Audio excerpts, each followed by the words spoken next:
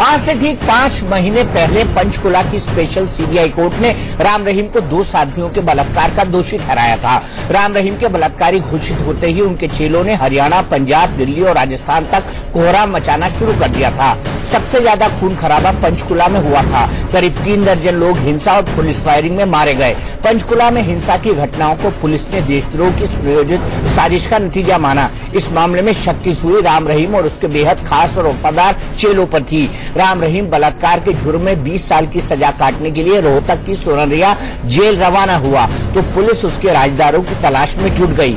Rohtak jail तक राम रहीम के साथ रही उनकी मुंहबोली बेटी प्रियंका तनेजा और फनीप्रीत को हिंसा का मास्टरमाइंड माना जा रहा था, जो 25 अगस्त की रात से लापता हो गई थी। डेरा की कमान कमेटी तब सेंट्रल कमेटी की चेयरपर्सन विपासना ने संभाली। वो पुलिस के संपर्क में भी थी। हरियाणा पुलिस की हनीप्रीत ने जमकर फजीहत कराई।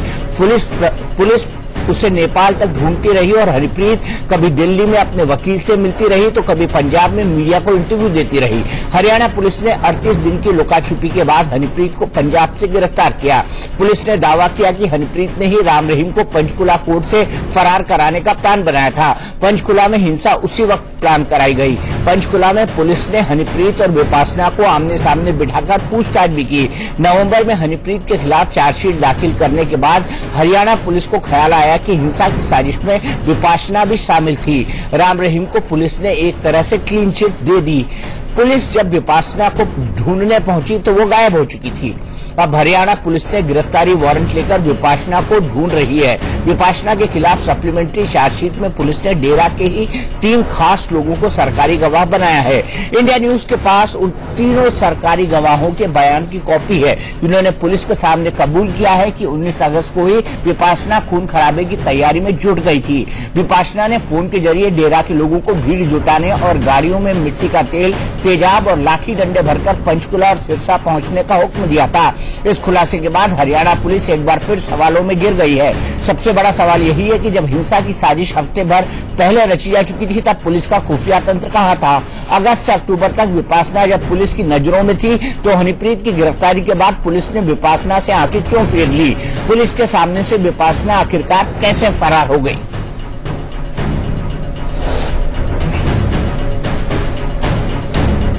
इसी पर बात करने के लिए हमारे साथ डेरा के स्पोक्स पर्सन संदीप मिश्रा जी हैं, हमारे साथ बीजेपी हरियाणा के स्पोक्स पर्सन जवाहर यादव जी हैं, हमारे साथ डेरा के विरोधी खट्टा सिंह जी हैं, जिन्होंने कई मामलों पर से पर्दा उठाया है।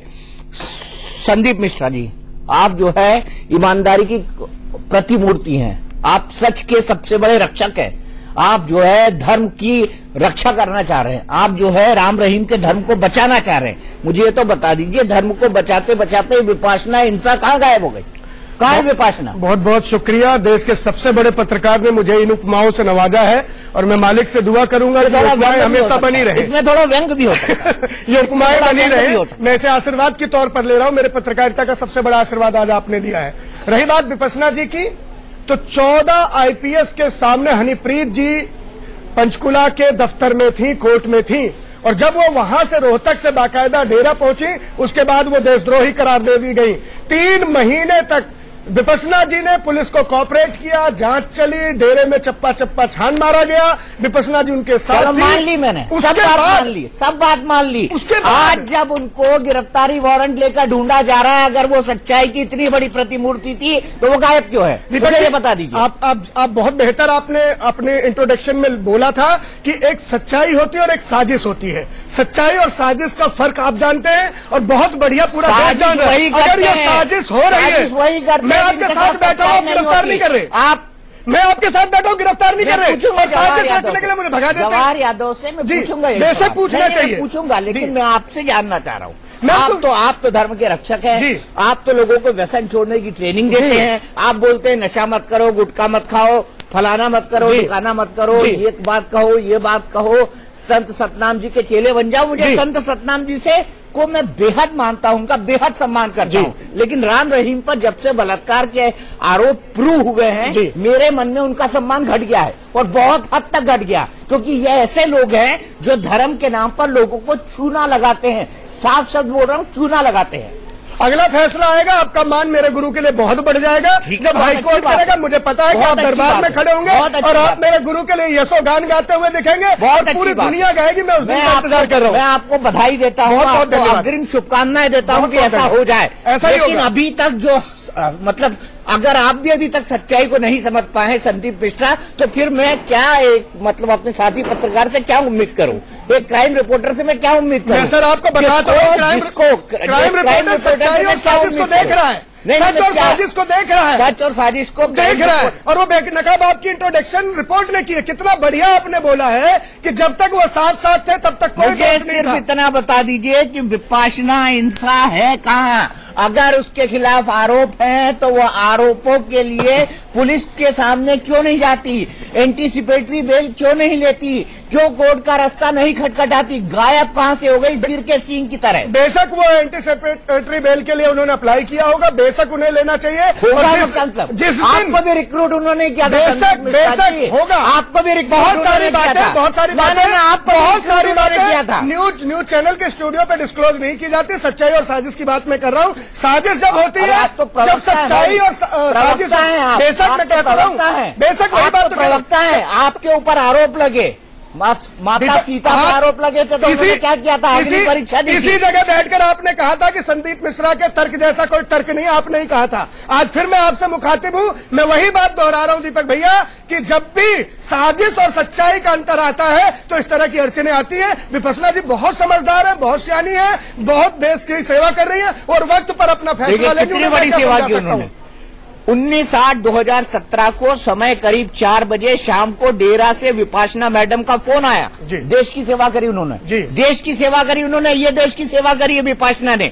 विपाशना मैडम का फोन आया कि संगत के साथ गाड़ियों में मिट्टी का तेल, तेजाब, लाठी व डंडे भी भेजनी है। मैंने तुरंत ये मैसेज अपने फोन नंबर 9411698949 से प्यारेलाल, जो कि डेरा की तरफ से रतिया के जिम्मेदार थे, उसकी ड्यूटी संगत इकट्ठे करके सिरसा पंचकुला भेजने की ड्यूटी लगाई थी और मैंने ये फोन नंबर उनको दे दिया था, जिससे उक्त मैसेज का पालन हो गया। ये कौन कह रहा है? देखिए कितनी बढ़िया बात कही आपने, और आप बहुत बढ़िया बात कही आपने। देश को यह भी पता होना चाहिए कि पुलिस के आगे दिया गया बयान और अदालत में दिया गया बयान में बहुत अंतर है। कोरे कागज पे डंडों के मार से कुछ भी लिखवा लो साहब, ये अदालत में कहाँ तय होगा, ये अदालत बताएगा। संदीप मिश्रा जी आगे की लाइन तो कर पढ़ लो आप। मैं मजिस्ट्रेट साहब के सम्मुख भी अपनी इच्छा से बयान देती हूँ। मैंने अपने बयान लिखवा दिया है, सुन लिया है, जो बिल्कुल ठीक है। आने दो अदालत में। अभी अदालत में हम चल रहे हैं, अदालत में टिकेगा ये बयान। और हो सकता है कि साजिश में कौन कौन लोग शामिल होंगे, मैं अभी हो सकता है मैं भी शामिल हो। आप कह सकते हैं, मैं कह सकता हूँ, आप कह सकते हैं, मैं कह सकता हूँ, क्योंकि मुझे ऐसा लग रहा है कि डेरा लोगों की बुराइयां भगाने की नहीं जगह नहीं थी, डेरा जो है षड्यंत्र की जगह थी। 6 करोड़ लोग जाते, 6 करोड़ लोग 12 करोड़ आके आज भी अपने गुरु के दर्शन के लिए रो रही है। ये बताता है कि कितना प्यार अपने मुर्शिद के लिए उनके दिल में है, कितना प्यार अपने मुर्शिद के लिए उनके जिगर में है। और कल की घटना दीपक भैया, कल भी हम खूनदान कर रहे हैं, कल भी खूनदान कर रहे हैं, 6 महीने पहले हिंदुस्तान को खून दे रहे हैं। सिरसा में आप भी जाइए, मैं भी जाऊंगा, कल भी खूनदान देंगे। तभी संदीप मिश्रा जी डेरा के प्रवक्ता मात्र 4 महीने पहले बने हैं, वो भी जब राम रहीम को जेल की सजा सुना दी गई। एकाएक संदीप मिश्रा उठ के आए और डेरा के प्रवक्ता हो गए। तो ये कायरता का काम है या साहस का काम है? विपरीत समय में किसी का साथ देना कायरता का काम है या साहस का काम है? आप बता दीजिए, इसमें मैंने गलत क्या किया? ये आपकी अंतरात्मा और जमीर डिसाइड करेगी कि आपने कायरता का काम किया है कि नहीं किया है। इसका सबसे बड़ा पत्रकार क्या कहता है? मैं इसे साहसपूर्ण काम नहीं कह सकता। एक ऐसा आदमी जिसको कोर्ट ने सजा दे देती है, एक क्राइम रिपोर्टर उसके साथ खड़ा होता है और वो कहता है कि नहीं नहीं ये बेगुनाह है। दीपक जी, देश के वकीलों को भी मना कर दो कि किसी अपराधी का केस न लड़े। देश के पत्रकारों को भी मना कर दो कि उनकी खबर न चलाए। अगर आप मेरे ऊपर अंकुश लगाते तो देश के पुलिस को भी बोलो, अंकुश लगाने वाला कौन? अरे देश के न्यायपालिका को लगाने वाला कौन होता? मैं अंकुश लगाने वाला, मैं अंकुश लगाने वाला कौन होता हूँ भाई? अरे मैं तो फ्री एंड फेयर बात करने का माहिर हूँ और इसीलिए मैं आपको अपने सामने बिठाकर इतनी बातें सुन भी रहा हूँ। लेकिन संदीप मिश्रा जी, मैं सीधे चलता हूँ जवाहर यादव के पास। जवाहर यादव जी, मैंने आज तक ऐसी इन्वेस्टिगेशन नहीं देखी। मैं आपको एक जोक सुनाता हूँ, जोक की तरह ही लेना उसको, आप उसको अन्यथा मत लेना। और मेरा एक जोक है, एक बार क्या हुआ कि लंदन के, स्कॉटलैंड यार्ड के लोग, NYPD न्यूयॉर्क पुलिस डिपार्टमेंट और हरियाणा पुलिस, ये तीनों बैठे थे। तो स्कॉटलैंड यार्ड वालों ने बोला कि हम तो जो है 15 दिन में ढूंढ लेते हैं कि किसने क्राइम किया था। जो NYPD वाले बोले कि हम तो 7 दिन में ढूंढ लेते हैं, और हरियाणा पुलिस बोली हमको तो पहले से ही पता होता है, लेकिन हम इंतजार करते हैं क्राइम हो जाए। आपको पता था क्या होने वाला है, आपको पता था डेरा में क्या हो रहा है, आपको पता था पंचकुला में क्या हो रहा है। 19 तारीख को आपकी पुलिस बोल रही है इस कागज में कि साजिश रची गई, लेकिन पुलिस में कोई खुफिया तंत्र है ही नहीं, पुलिस में कोई मैनेजमेंट है ही नहीं। वही विपाशना इंसा जिसको आज आप जो है वो गिरफ्तारी वारंट लेकर ढूंढ रहे हैं, वही विपाशना इंसा आपके साथ कोऑर्डिनेट कर रही थी कि कोर्ट के आदेश की तामील हो जाए। गजब है। चलिए अब मैं उत्तर देता हूं। इस जोक को इस रूप में भी जोड़ लेते हैं कि वह हरियाणा पुलिस की जगह शायद कोई पत्रकार भी हो सकता है। नहीं हो सकता, जिसको ये पता हो कि हो जाए, वो पुलिस डिपार्टमेंट के लोग थे, वो पुलिस डिपार्टमेंट के लोग थे, वो जोक पुलिस डिपार्टमेंट के लिए है। पत्रकारों के लिए बहुत जोक है, मैं आपको भेज सकता हूं, सुना सकता हूं।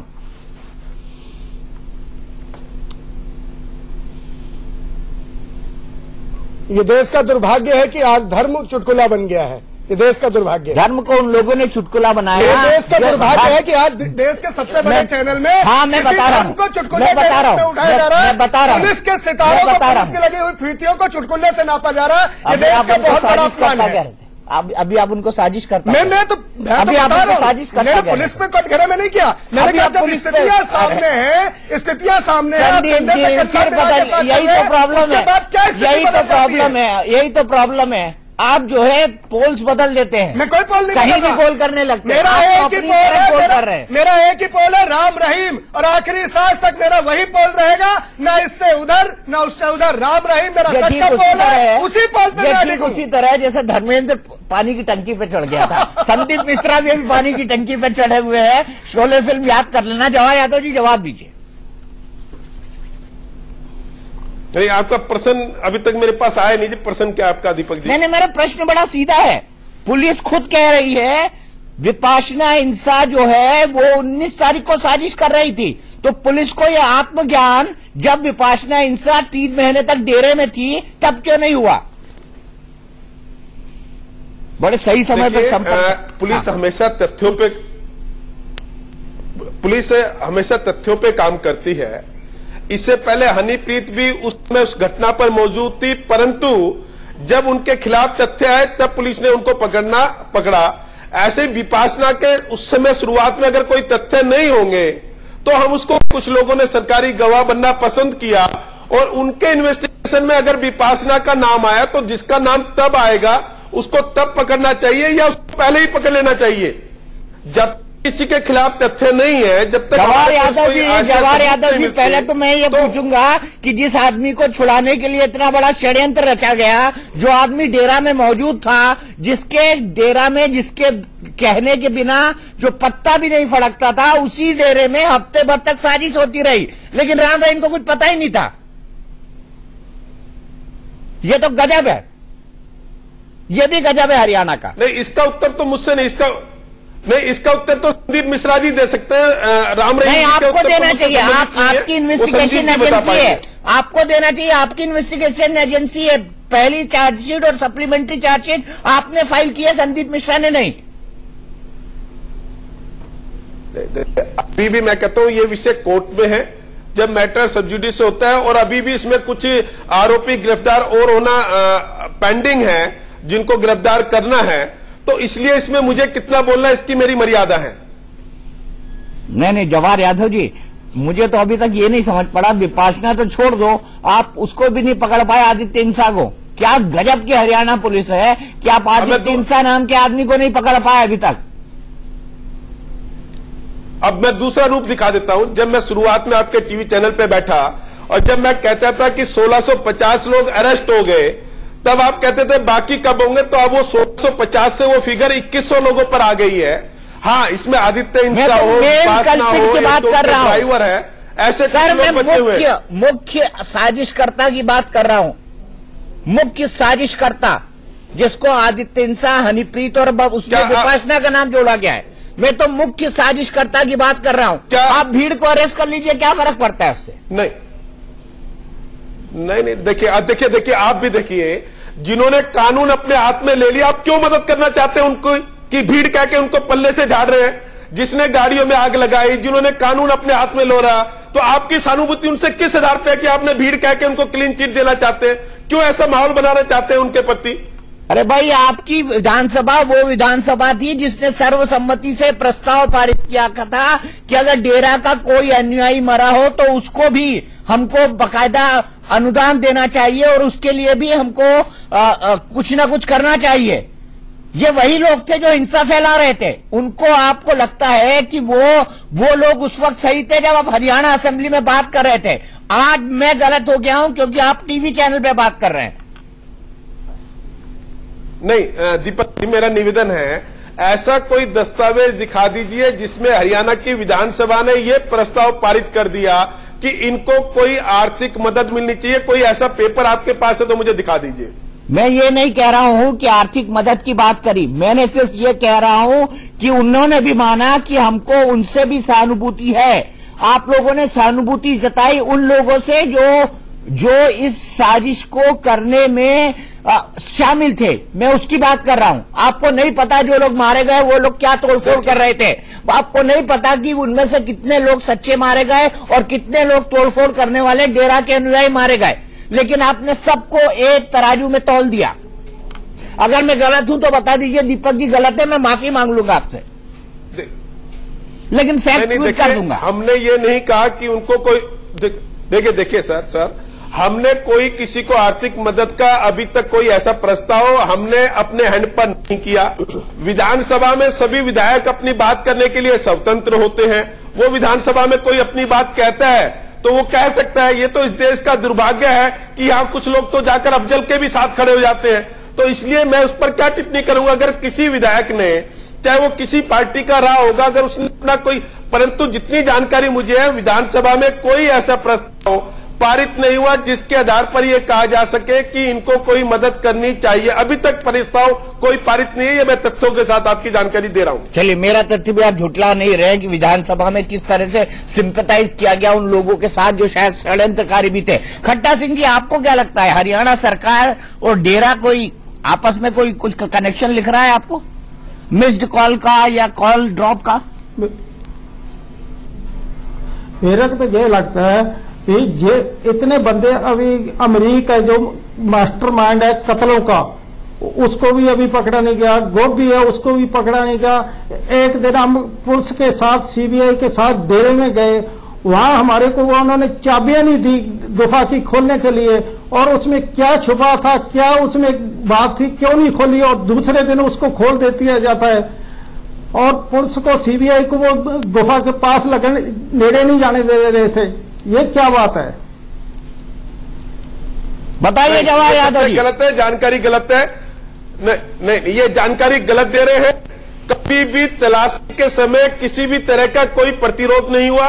सीबीआई ने या लोकल प्रशासन ने कभी ये नहीं कहा, जब ये दंगा हुआ उससे पहले किसी भी तलाशी में ये कहा कि हमें तलाशी नहीं लेने दी गई। मेरी जानकारी में 2 बार तलाशी ली गई थी और दोनों बार विधिवत, जितना सीबीआई ने चाहता या जिला प्रशासन ने चाहता उतनी तलाशी में वहां कोई दिक्कत नहीं आई थी। चलो, आप कह रहे हैं, लेकिन नहीं साहब, ये पिछले हफ्ते मैं इस बात को भी गजब मानता हूं। मैं इस बात को भी गजब मानता हूं कि डेरा के कुछ लाखों, मतलब कुछ हजारों और लाखों अनुयायी, जैसा कहा जा रहा था, उनको हैंडल करने के लिए सेना तक को भी स्टैंड बाय पर रख दिया गया। ये भी बड़ी आश्चर्य की बात थी। संदीप मिश्रा जी, मैं आपको एक फैक्ट बताना चाहता हूं, आप इससे कॉन्टेस्ट कर सकते हैं क्योंकि आप क्राइम रिपोर्टर हैं। पूछताछ के दौरान हरिप्रीत ने सबूत मिटाने का सारा इल्जाम विपाशना के सर मढ़ा। ये बात अभी जवाहर यादव ने जी भी बोली कि हरिप्रीत ने कहा तो विपाशना को अब हम पकड़ रहे हैं। नहीं, मैंने किसी का नाम नहीं लिया, मुझे नहीं पता। चलो, मैंने किसी का नाम नहीं लिया। चलिए, आप कह के भूल रहे हैं, आप कह के नाम नहीं लिया, मैं भी सुन रहा था, नाम नहीं लिया। ठीक है, आप दोनों एक तरफ है ना? नहीं, हम दोनों एक तरफ नहीं, हम सच की तरफ, बहुमत है, हम सच की तरफ। करोड़ नहीं, जैसे 6 करोड़ मैंने किसी का नाम नहीं लिया, मैं सच की तरफ। डेरा का अनुयायी है ना, वैसे मैं भी अच्छा, दीपक जी भी अनुयायी है, बात मानते हैं जी। मैं ये कह रहा हूँ कि हनीप्रीत ने जेल जाते ही विपाशना अंडरग्राउंड हो गई। हनीप्रीत के जेल जाते क्यों हुई? हनीप्रीत और विपाशना का ऐसा क्या था कि हनीप्रीत ने पूरी चीजें विपाशना पे डाल दी? बताइए। ये बात किसके आगे बयान हुआ है, कहां दर्ज हुआ है, अभी ये पब्लिक प्लेटफॉर्म में नहीं है। और जब मामला वैधानिक है, न्यायालय में है, तो मैं कौन होता हूं उस पर कमेंट करने वाला? ये आईजी साहब बोलेंगे, न्यायाधीश बोलेंगे और हमारे वकील बेहतर बोलेंगे। मैं इन बातों में फंसने वाला नहीं हूं दीपक जी। कभी सच्चाई सामने आएगी और मैं हजार बार बोलता हूं कि सच का सूरज मेरा राम रहीम चमकता हुआ बाहर आएगा और मुझे उस दिन का इंतजार होगा कि आप कतार में खड़े होकर मेरे गुरु का पहला इंटरव्यू करेंगे। माफ कीजिएगा, वो दिन शायद कभी नहीं आएगा। आपके लिए आ जाए, मुझे कोई दिक्कत नहीं है, लेकिन मैं शायद कतार में खड़ा होकर उनका इंटरव्यू, पहला इंटरव्यू करने की चाहत होगी नहीं होगी आपकी? नहीं, मेरी नहीं चाहत होगी। चलिए ठीक है, मेरी नहीं चाहत होगी। मैं बड़ा मुझे फोन मत करना कि पहला इंटरव्यू करा दो। हाँ, नहीं, आप मुझे किसी की जरूरत नहीं है। लेकिन संदीप मिश्रा जी, मेरा अगला सवाल जी, ये आपसे ही जुड़े हुए लोग थे। आप तो अभी 6 महीने पहले ही विपाशना ने आपको डेरा का प्रवक्ता, लेकिन मैं डेरे से तो बहुत दिनों से जुड़ा हूँ। प्रवक्ता एक पद है साहब। संदीप मिश्रा जी, आस्था बहुत बड़ी चीज है। संदीप मिश्रा जी, किसी भी कुर्सी से बड़ी आस्था है। अभी आप कह रहे थे ब्राह्मण है, अभी आप कह रहे हैं आप डेरा वाले हैं। नहीं, कोई ब्राह्मण कहीं नहीं हो सकता क्या? नहीं, या तो आप डेरा के अनुयायी हैं। नहीं, मैं ब्राह्मण होकर किसी डेरा का अनुयायी नहीं हो सकता क्या? नहीं हो सकते। क्यों नहीं हो सकता? आप पता कर लीजिए ना, ये कोई ब्राह्मण डेरा का अनुयायी नहीं हो सकता क्या? मेरी तरह लाखों लोग ब्राह्मण है, लाखों ब्राह्मण है वहाँ साहब। चलिए ठीक है, लाखों ब्राह्मण है। मुझे ब्रेक लेना है, ब्रेक के बाद मैं फिर वापस आता हूँ, फिर आपसे पूछता हूँ कि आखिरकार। नहीं, मुझे कोई जरूरत नहीं। मुझे पता है कि आप उच्च कोटि के, उच्च वर्ग के ब्राह्मण हैं, लेकिन आपने ऐसी ब्राह्मण होने के बावजूद आप ये ब्रह्म हत्या क्यों कर रहे हैं अपने साथ, अपने थॉट्स के साथ? इस पर मुझे बड़ा आश्चर्य है। ब्रेक के बाद जवाब। हम बात कर रहे हैं कि विपाशना आखिरकार किस तरह से गायब हो गई पुलिस के सामने से, और पुलिस क्यों आंखें मूंदकर विपाशना को गायब होती देखती रही। हमारे साथ 3 खास मेहमान जुड़े हुए हैं। हमारे साथ डेरा के स्पोक्स पर्सन संदीप मिश्रा है, हमारे साथ जवाहर यादव जी हैं जो कि स्पोक्स पर्सन है भारतीय जनता पार्टी के, खट्टा सिंह हैं, इन्होंने डेरा के विरुद्ध बहुत बड़ा आंदोलन रखा है। खट्टा सिंह जी, आपसे संदीप मिश्रा को सवाल पूछना चाहते हैं। खट्टा जी, आप बता रहे थे, एक तो सबसे पहले आपको शासतनाम महाराज जी का जन्म माह मुबारक हो। आपको उन्होंने बड़ा प्यार किया है, नवाजा है। एक बार आप भी नारा लगा दें और आपकी जुबान पवित्र हो जाएगी। अब सच मानना, सच बोलना कि जिस वक्त आप डेरे में गए थे सीबीआई के साथ, उस वक्त आप नशे में अफीम खा के गए थे या ऐसे ही चले गए थे? व्यक्तिगत है थोड़ा, अगर व्यक्तिगत नहीं, उनकी भांजी ने आरोप लगाया है। उस वक्त आप नशे में गए थे या होशो हवास में गए थे? इन सवालों का जवाब भी कभी आप दोगे या आप डेरे के खिलाफ भी आ जाओगे? इनकी भांजी ने इनके घर से सवाल उठाया है। अरे मेरे को तू ये बता, मेरे सामने ये तेरे गुरु ने मेरे सामने छत्रपति की साजिश रची। ये भांजी ने आपकी बताया कि वो आपने मरवाया है। आपकी भांजी सुमेंदर ने बताया कि आपने मरवाया है। सुमेंदर का जवाब पूछ रहा खट्टा 3 बार आपने माफी मांगी है, 3 बार आपने अपने बयान में कब सच बोलोगे खट्टा? ये बताओ, ये खट्टा सच कब बोलेगा? पूरा हिंदुस्तान जानना चाहता है ये खट्टा किसका है, ये खट्टा क्यों जा रहा है पीछे पैसों के? ये माया का यार खट्टा क्यों है? ये अफीम खा के खट्टा बयान क्यों बदलता है? अपनी भांजी के सवालों के जवाब दो खट्टा। संदीप मिश्रा जवाब दे लेंगे। खट्टा सिंह जी जवाब दीजिए। मैं इनसे ये पूछता हूँ, ये गुरु गुरु कर रहे हैं कि जब छत्रपति मारा वो मेरे सामने सारी साजिश रची, और जीत सिंह को जब मारा मेरे सामने साजिश रची, और कितने और मर्डर किए वो मेरे सामने हुए। ये आप गुरु गुरु कर रहे हैं, ये मेरे को जवाब दे, ये मारे या कि नहीं मारे? आप बताइए। आपकी भांजी ने पूछा है कि आपने छत्रपति की साजिश की है, छत्रपति के हत्यारे आप हैं, आपके घर से आवाज आ रही है, आप पैसों की खातिर आपने छत्रपति एक बड़े पत्रकार की हत्या की है। अपनी भांजी का जवाब दो खट्टा। कितनी बार झूठ बदल के अल्टी पल्टी हो गए खट्टा? ये पूरा देश जान चुका है, आपका नकाब उतर चुका है। आपके घर से ही आपकी बहन बेटियां आवाज निकालने लगी है। आप पर आरोप आपकी भांजी ने लगाया है। आज भी आपकी बहन द्रौपदी डेरा सच्चा सौदा में है। आप 2005 में भाग गए थे डेरा छोड़कर, 2017 तक आपकी भांजी रही है। उसने डेरा के दर को पाक पवित्र साफ सुथरा बताया, और आप पैसे के यार पैसे के चक्कर में डेरे में 2 बार आए, 2 बार घुस के माफी मांगी, फिर बयान बदल रहे हो। सच कौन है? आप सच हो या आपकी भांजी सच है? ये हिंदुस्तान को बता दो खट्टा। ये हिंदुस्तान आपको ललकार रहा है। अरे मेरे को ये सबूत करो भी, किसी से एक पैसा लिया बताओ। आपकी भांजी को बताइए, आपकी भांजी आपके घर के दीवारों से चीख के कि खट्टा बिकता है, खट्टा अफीम खाता है, खट्टा झूठ बोलता है। देखिए भांजी ने आरोप लगाया। हम आप मुद्दों पर बात कर सकते हैं, आप मुद्दों पर बात कर सकते हैं, पर व्यक्तिगत आक्षेप नहीं। प्रेस क्लब ऑफ इंडिया में पीसी करके, साहब मैं व्यक्तिगत नहीं लगा रहा हूँ, मैं इनसे जवाब मांग रहा हूँ। व्यक्तिगत खट्टा सिंह जी जवाब दीजिए। जवाहर यादव जी हाथ उठा रहा है, मैं उनके पास चलूंगा। खट्टा सिंह जी जवाब दे दीजिए, ये सवाल एक बार में ही खत्म हो जाना चाहिए। मैं बात ही नहीं करना चाहता इससे, इस बंदे से मैं बात ही नहीं करना चाहता। ये सब कौन से खुदा के बंदे से बात करोगे खट्टा? अगर मुझसे आंख नहीं मिला सकते तो 6 करोड़ थोड़ा झूठ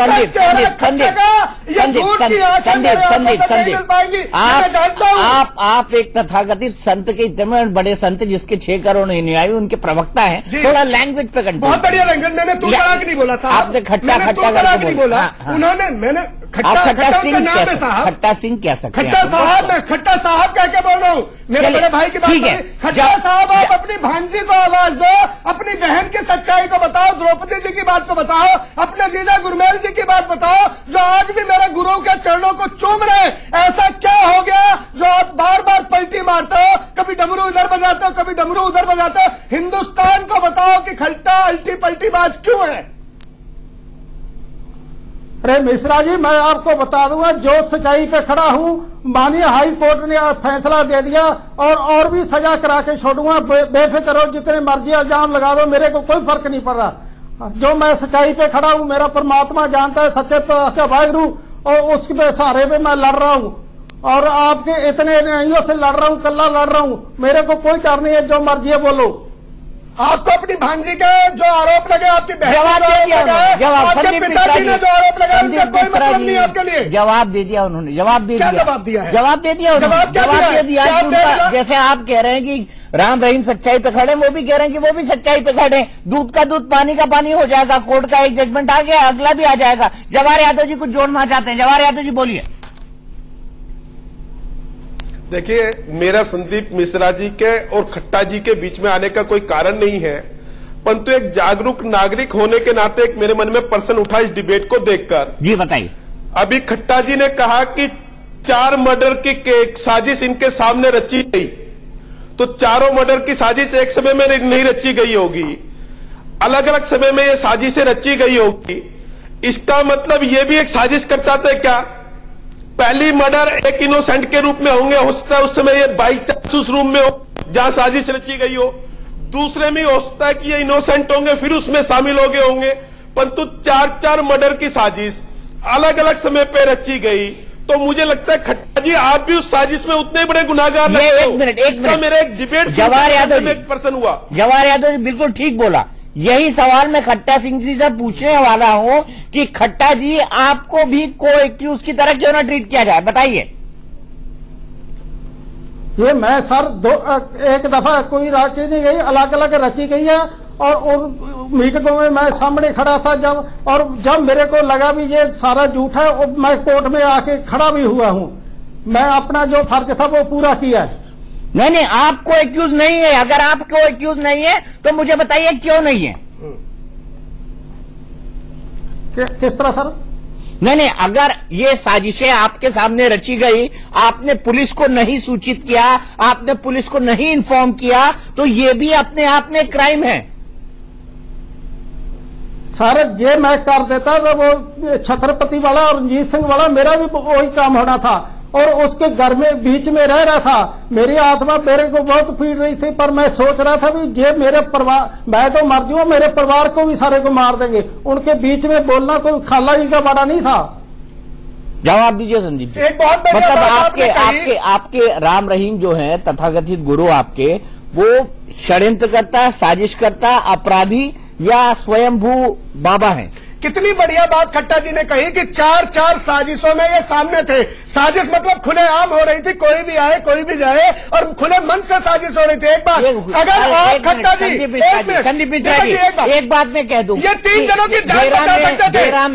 डेरा में जो हो रहा था खुलेआम हो रहा था, हर आदमी जानता था, सब लोग जानते थे और कई बार आरोप भी लगे जिसपे उन्होंने सफाई भी दी। क्या क्या हुआ है डेरे के अंदर, संदीप जी आप भी जानते हैं, पूरी बात कर लो, आप भी जानते हैं, मैं भी जानता हूँ, ये आरोप कब से लगे हैं मैं भी जानता हूँ, आप भी जानते हो। खट्टा जी पहली साजिश पर पुलिस के पास आ जाते हैं तो 3 मासूमों की जान बचाई जा सकती थी। क्या आप पर इन 4 लोगों की हत्या में शामिल होने का मुकदमा दर्ज होना चाहिए या नहीं होना चाहिए? आप साजिश में वहां मौजूद थे, आपने कानून की मदद नहीं की। अरे भाई आपको भी एक हत्यारा माना जाना चाहिए, नहीं माना चाहिए? ये तो पुलिस और सीबीआई के गवाह हैं, आपको नहीं पता। लेकिन तब तो नहीं थे, हत्या में तो ये मुझे पता है, लेकिन तब तो ये जान बचा सकते थे दीपक जी। इनके सामने 4 लोगों को मारने की साजिश हो रही है और इन 4 लोगों को मरता देख रहे हैं। ये कैसे इंसान है, कैसे इंसानियत है? इन्होंने क्या कहा संदीप मिश्रा जी, अगर मैं कुछ उस वक्त कहता, मैं भाग के बाहर आया हूँ, उस वक्त अगर कुछ कहता तो मुझे भी खत्म कर इनकी भांजी, इनकी बहन, इनके जीजा आज भी डेरे में, उनको किसी ने उंगली क्यों नहीं उठाई?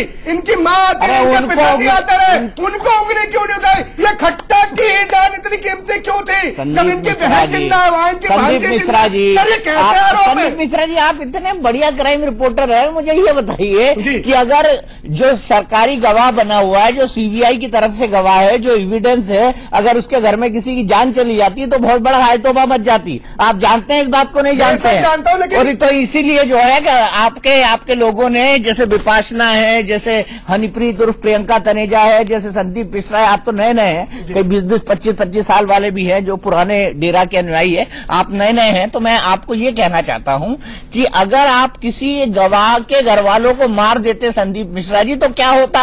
हमने तो किसी को नहीं मारा जी, गवाह के घर वालों की तो बात दूर, वही तो बता रहा हूं मैं कि इनके बहन, इनकी जीजा, इनकी भांजी डेरे में सुरक्षित है और ये झूठे ही चिल्ला रहे कि इनकी जान को खतरा है। डेरा सच्चा सौदा ने कभी कोई साजिश नहीं की, कोई षड्यंत्र नहीं किया, किसी को जान से मारने की कोशिश नहीं की। पंचकुला में हिंसा खून से अच्छा मुझे बताइए, पंचकुला में हिंसा मानवता का कौन सा धर्म था? हरियाणा के बाकी इलाकों में हिंसा मानवता का कौन सा धर्म था? पंजाब में हिंसा। माननीय मुख्यमंत्री मनोहर लाल खट्टर जी का पहला बयान ये था कि उस भीड़ में कुछ असामाजिक तत्व आए थे जिन्होंने हंगामा बरपाया था। ये उनका सबसे पहला स्टेटमेंट था। मैं मानता हूं, जवाहर जी भी बैठे हैं, मुख्यमंत्री जी से भी मांग करता हूं, उन असामाजिक तत्वों के चेहरे बेनकाब होने चाहिए। बेनकाब हो गए। विपाशना हिंसा वो असामाजिक तत्व है, वो हनीप्रीत असामाजिक तत्व है, वो आदित्य हिंसा है, वो पुलिस के दबाव क्या होता है? बयान कोई प्रमाणित आप जिन आदरणीय मनोहर लाल खट्टर के लिए आप कह रहे हैं ना,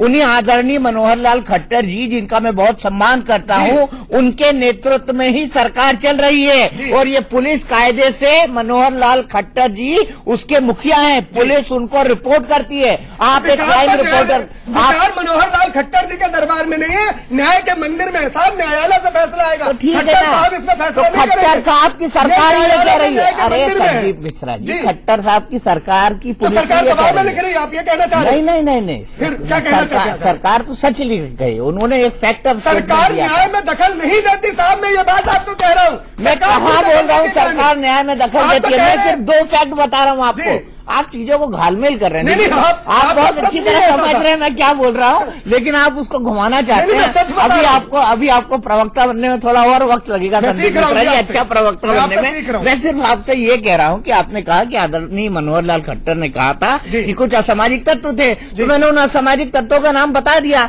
मैं ये कह रहा हूँ कि आपने कहा कि पुलिस के आरोप है, तो ये पुलिस तो आदरणीय मनोहर लाल खट्टर जी के नेतृत्व में ही काम करती है। हरियाणा की पुलिस उनको रिपोर्ट करती है। हरियाणा की पुलिस ने कहा कि आदित्य हिंसा, विपाशना, हनीप्रीत, ये सब पंचकुला हिंसा के आरोपी हैं, ये लोग मुख्य साजिश करता है। और आपको क्या चाहिए बताइए ना, और क्या चाहिए? बहुत स्पष्ट कह रहा हूं, मनोहर लाल खट्टर जी, मुख्यमंत्री किसी पुलिस वाले को निर्देश नहीं दे रहे कि फलाने का नाम शामिल कर लो, फलाने का नाम निकाल लो। वो न्याय की जांच कर रहे पुलिस वाले, और मैं न्यायालय में जब ये पुलिस का बयान आएगा, 1 मिनट नहीं टिकेगा, 1 पल नहीं टिकेगा, ये मेरा भरोसा है। ऐसे बयान हजारों बार पुलिस लिखवाती है, हजारों बार खाली यही कहते थे डेरा वाले कि बाबा का कुछ नहीं होगा, बाबा दूध के धुले हुए हैं, लेकिन बाबा को सीबीआई कोर्ट ने टांग ही दिया। फिलहाल मेरी महाबहस में आज के लिए इतना ही, लेकिन इंडिया न्यूज पर खबरों का सिलसिला लगातार जारी है। इसके बाद मैं आपको दिखाऊंगा पद्मावत, मैं पद्मावत देखने जाऊंगा और आपको बताऊंगा कि पद्मावत को लेकर जितनी कंट्रोवर्सी है उसके 1 से 10 तक के सवालों के जवाब आखिरकार क्या है। ब्रेक।